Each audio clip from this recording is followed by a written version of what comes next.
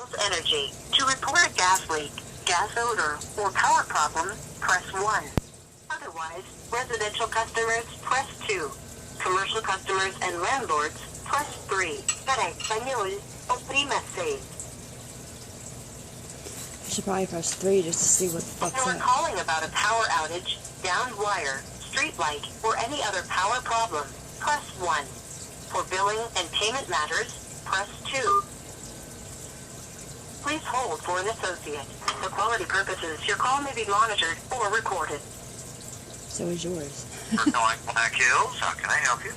Hi, my name is Amanda Warren, and I have a question about my account. Okay, I'd be happy to look at it with you. Do you have your account number handy? Yeah, I think I do. Let me look here. Oh, yeah, it's 4791423932. Thank you. Okay, Amanda, I do have to ask you just the last 4 of your Social Security. In fact, I'm sorry, you have a password. I need that instead. Yeah, I think it's Serenity 1960. 1963, 1982. 1982, 1963. Is that it? Okay, all right. And what kind of questions have you got for me today? Okay, on the date, let me see here. On 1/22/2014, on the 22nd of January this year, I had a maintenance guy come out from you guys to check for a gas leak. Okay.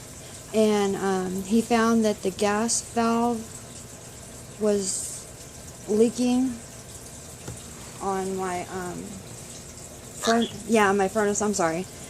And I was wondering, I don't know if it was 2 days before that or 3 days before that. You guys had sent somebody else out here. Day before. Was it the day before? I can't remember. Day before, night before. That's why I'm calling and asking him. There's an order on the 22nd when a guy came out and said that what you just said there, he found a small leak on the gas valve on the furnace. He also says that he red tagged the furnace, in other words, turned it off, valved it off, so there couldn't be no more gas get to it, and put a red tag on it until it was fixed. Yes, he did. He was wonderful. Okay. But is there another note in there for when you guys sent out the guy a couple days before? Let me check.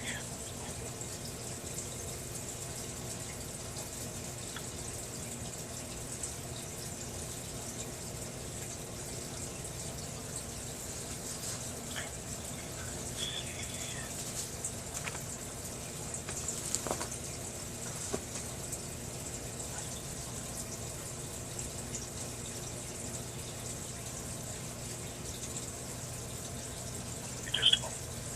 Thanks.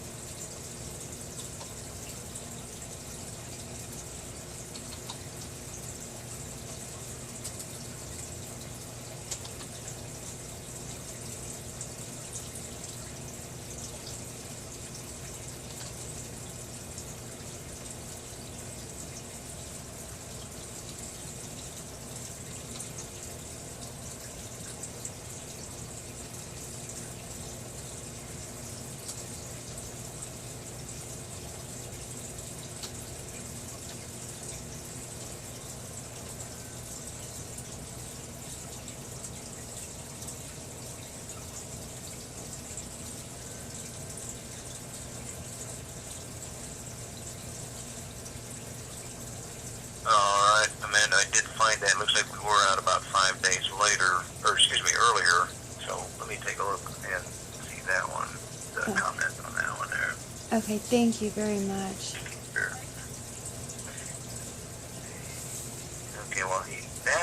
said that he didn't find any leaks. And so what happened? Did you still think you had a leak after he left, and that's why we came out again?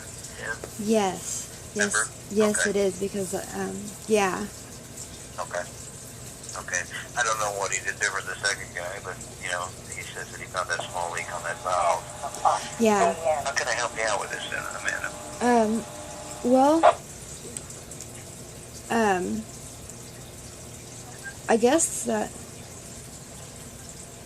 that's pretty much it. Well, I also needed to know,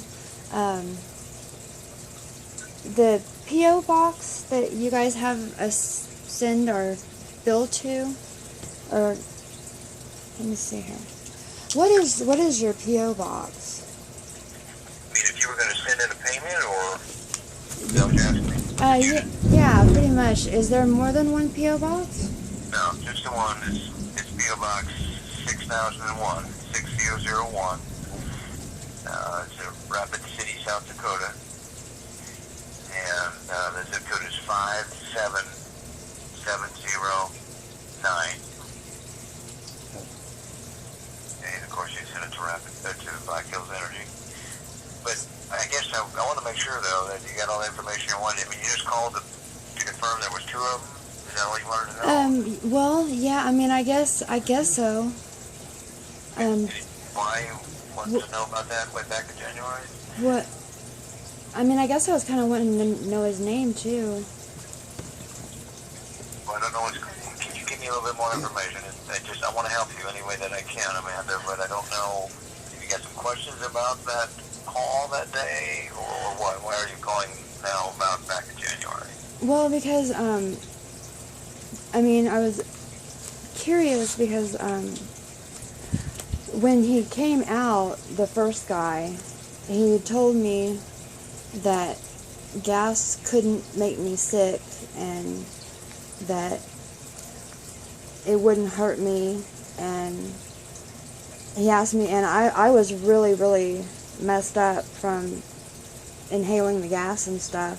I don't even know, carbon monoxide or whatever. Carbon monoxide can make you sick. That's different than having a gas leak. Carbon monoxide, that's a product of the things that burn to make the gas. There's what I don't know what the things are, the three that go in there. But if it's not the right combination, it'll still burn. But what the product that comes out of its own product is called carbon monoxide, and that doesn't smell. But that's the one. They call it the silent killer because that's the one that can make you sick. And if you're around it too long and too heavy a doses, it can actually kill you.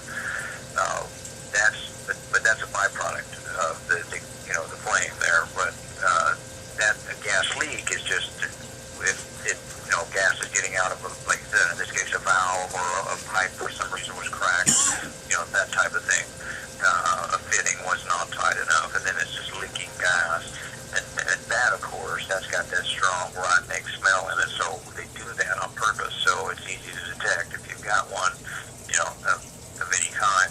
So it's two different things there. Like I said, the carbon monoxide, that can be really bad, but that's not exactly a gas leak. That's a byproduct of the flame that when it's burning, because the combination of what causes the fire is not in the right proportions. Okay. That help at all? Yeah, it did. There's Do you also... have a carbon monoxide detector in your home now? Yeah, I do now, yeah. Good. Yeah. But I did see that he did, sometimes finding a real small leak can be a little tougher than it sounds. But carbon monoxide, that's fairly easy. And I was looking at both of the notes from the technicians. They both said that the carbon monoxide was within the limits of safe limits.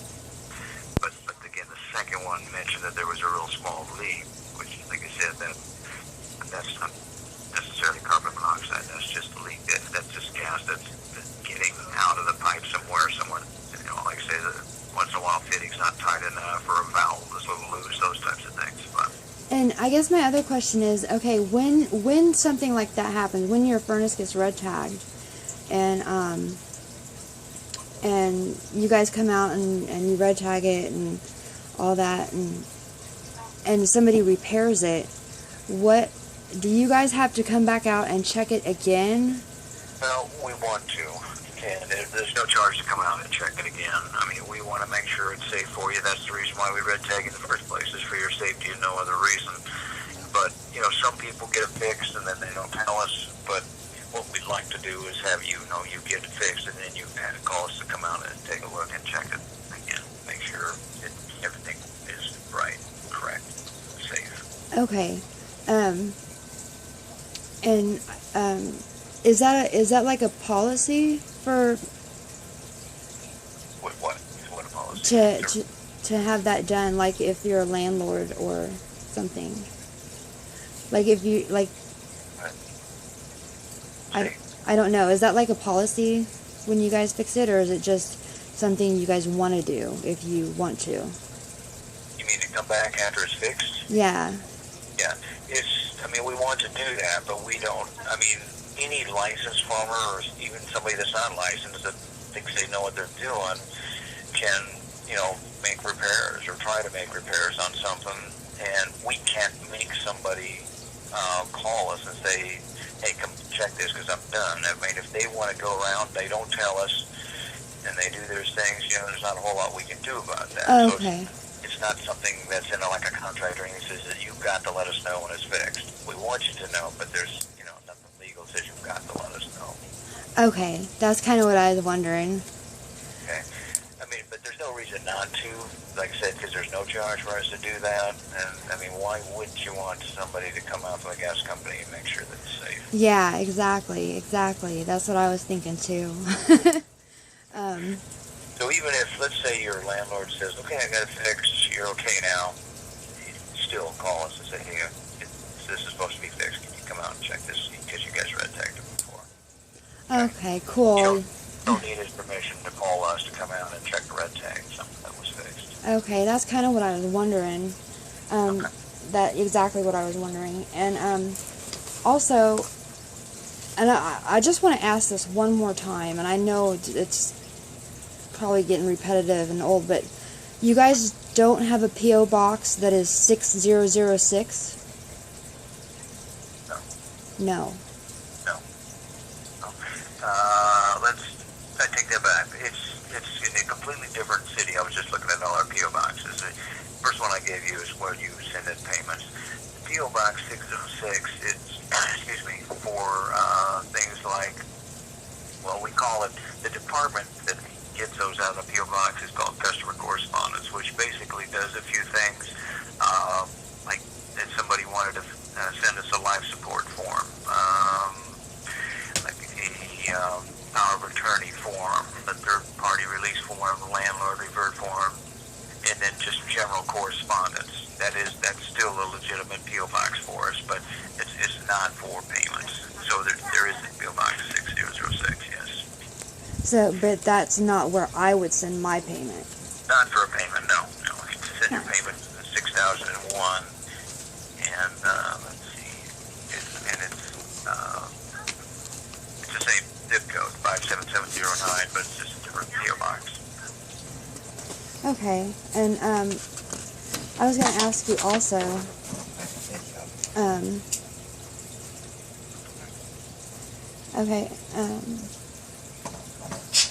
is there maybe another mailing address with a P.O. Box of 219703, Kansas City, Missouri? No, that would be, don't send anything for us to Kansas City, Missouri. We used to be in Missouri, and so that might have been an office down there or some kind of location for us. But we haven't been in Missouri for about, I think, 7 years now. So don't send anything to any Missouri address for us, for our company. Really? Wow. But, you know, when I first started, like I said, we were in Kansas City, and we did have an office down there, so it doesn't surprise me that there's, you know, an old address out there. But it hasn't been good for like 7 years. So that's nothing that I would send my bill to either. There's only one place to send your bill, and that's at P.O. Box 6001. Okay. All right.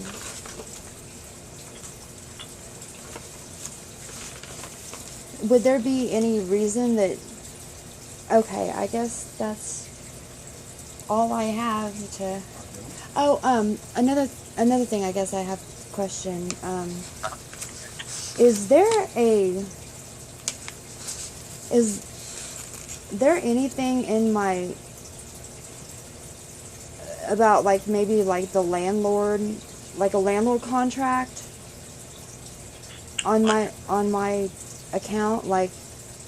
Well, the property itself has what we call landlord revert. In other words, if somebody moves out, they don't want us to turn it off. They just want us to go out there and read the meter, the last time for the tenant moving out, and then they take over from there. And then they'll decide if they want to keep it on. So basically, in general, what that is a lot of companies want to protect their property in the wintertime, especially. They don't want somebody to move out, turn off the gas, and they didn't know about it. Then the pipes freeze, and then you've got pretty expensive repairs. So, but that property does have it. So, in other words, if you called us and said, "Hey, I'm moving out here next Friday," take a final read for me, we would do that. But we would read it, but we would keep it on and put it in the landlord's name. Okay, that makes sense. That's making a lot of sense. It also applies to like a disconnect. If, let's say a tenant was up for disconnect for late pay. Same thing. We would go out the day we were going to disconnect. We would leave it on, but we would take a meter read and then close out the account for the tenant that was up for disconnect. They keep it going for the landlord, even though the tenant might still be leaving there. Okay, and my next question. I'm sorry, I don't mean to question you to death. Go ahead. How much is my bill right now currently? Sure. Let's take a look. The total that you owe is $108.40. Total. That's not your just one bill, but that's the total that you owe. Okay.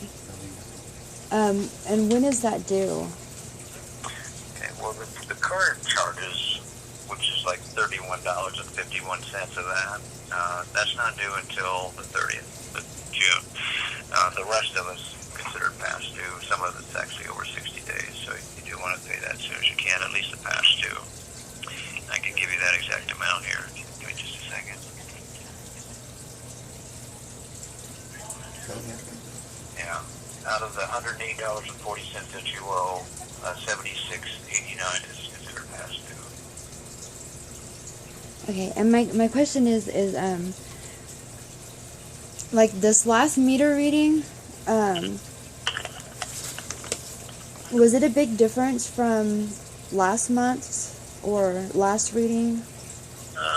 Not huge. I mean, your bills are going down. They've steadily gone down from the winter time. This one was less than the last one, but I mean, you're down to so low that you're not going to see a big drop anymore because there's the minimum charge is 2/3 of your bill right now, so there's not much gas being used. But because of the minimum charge, it's only going to go down so low, even if you're not using anything or not using much. Okay. All right. Because your bill, just for example, if your last bill was $30, rounded off, but about $20 of that or so was just minimum charge and taxes and franchise fees and stuff like that. So if you can only figure about $10 worth of gas is all, which isn't much at all.